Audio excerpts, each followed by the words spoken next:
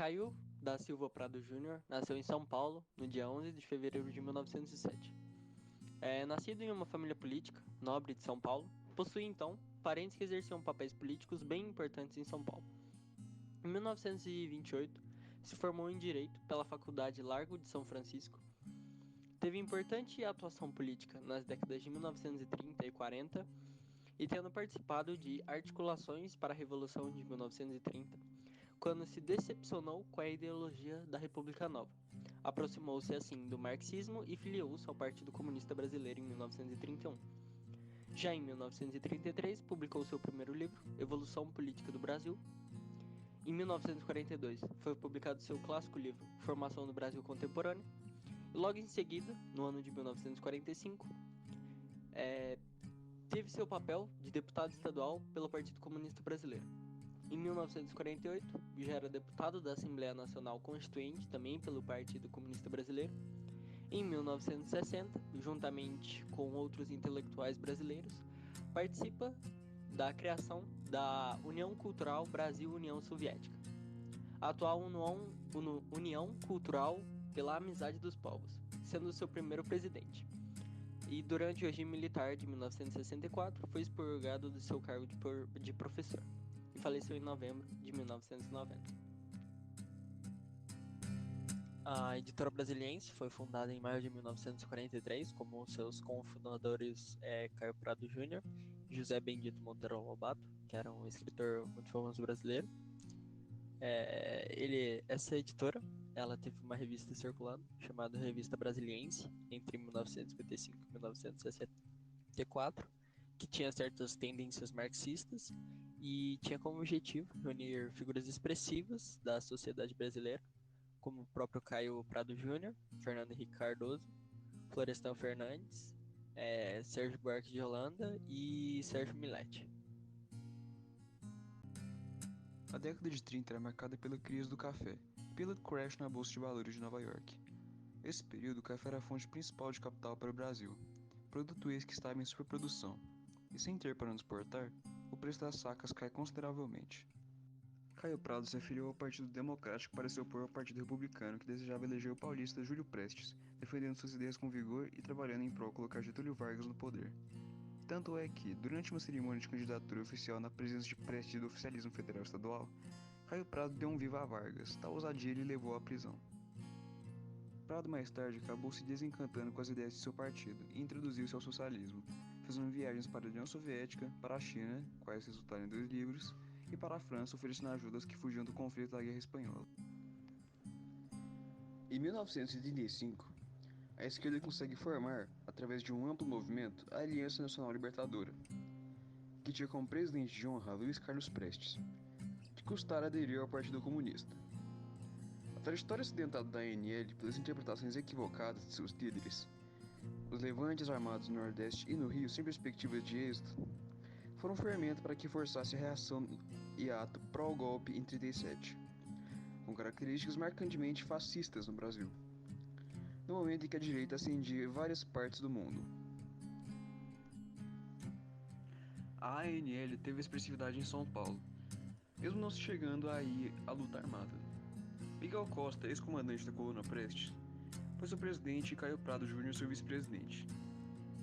Estando pela primeira vez num cargo de relevo, em 1935 a aliança é perseguida. Em julho desse mesmo ano, já havia sido fechada oficialmente. Caio Prado foi preso junto com os outros chefes do movimento. Isso lhe anunciava 2 anos de cadeia. Passando algum tempo, readquire liberdade e vai embora para a Europa. Quando, pouco tempo depois, começa o Estado Novo, dando prosseguimento a uma série de repressões. Pelo menos havia se tirado no momento certo.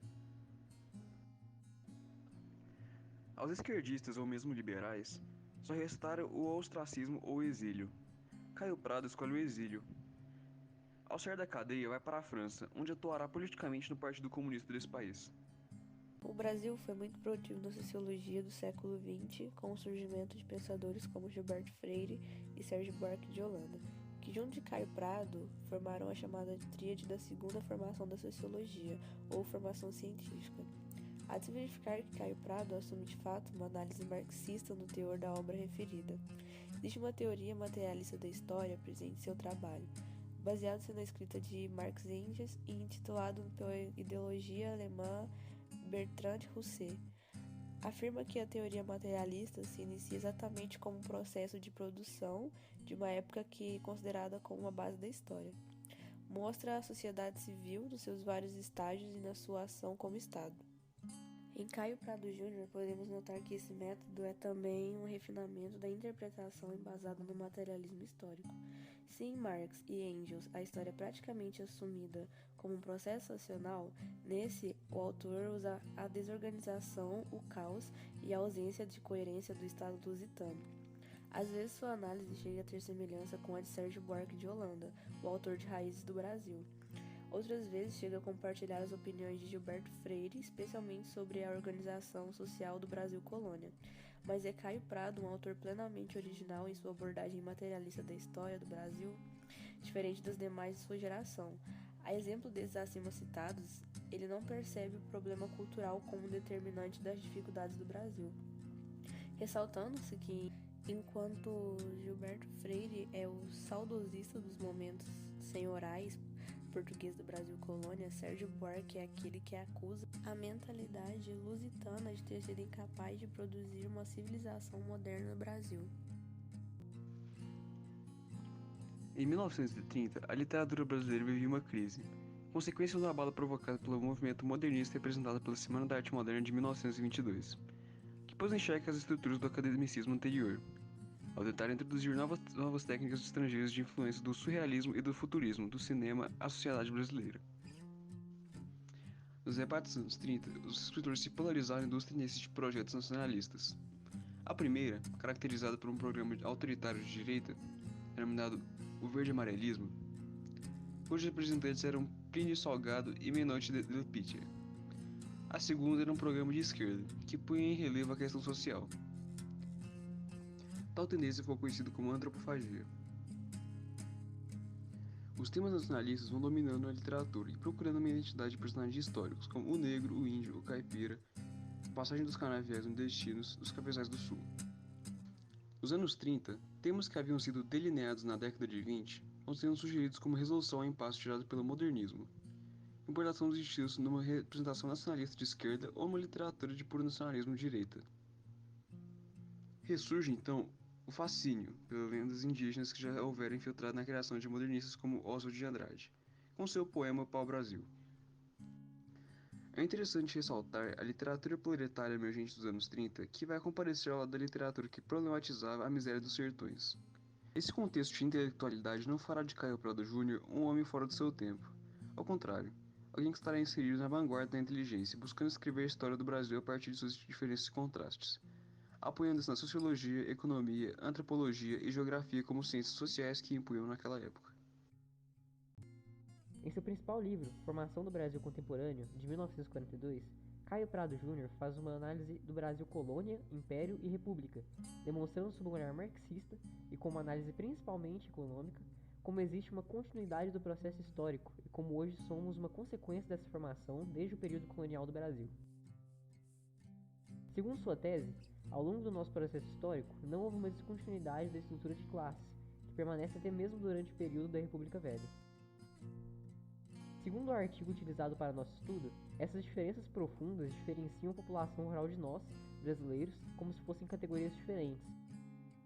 Seguindo o raciocínio marxista, para que houvesse a Revolução Brasileira, antes deveríamos desenvolver o capitalismo de forma a gerar uma luta de classes que levaria à revolução de influência marxista. Levando o fato da dominância da monocultura, os portugueses não vinham para a colônia para fazer trabalhos simples e assalariados, o pouco sobrava para um terceiro, o escravo. Isto faz a escravidão essencial para a economia colonial brasileira. É nítido também que a agricultura, quando falada de consumo interno, era fraca e somente subsidiária, fazendo com que o foco de toda a produção fosse para a exportação. Como, por exemplo, no período colonial, o açúcar era o grande protagonista disso tudo. Prado diz que o engenho, com seu conjunto de máquinas e aparelhamentos, forma uma verdadeira organização fabril. Podemos observar, então, a organização agrária brasileira no período colonial a partir de três elementos principais: a grande propriedade, os chamados latifúndios, a monocultura e o trabalho escravo. Ainda mesmo com o surgimento do liberalismo na República Velha, o tipo de trabalho assalariado livre não atingiu nem 30% da população, visto que 70% da população brasileira ainda era rural, mostrando também como houve um pouco adensamento populacional, mantendo os antigos aspectos do período colonial. No fim, só ocorria a variação do produto exportado. Na era Vargas, por exemplo, o café assume essa função de monocultura.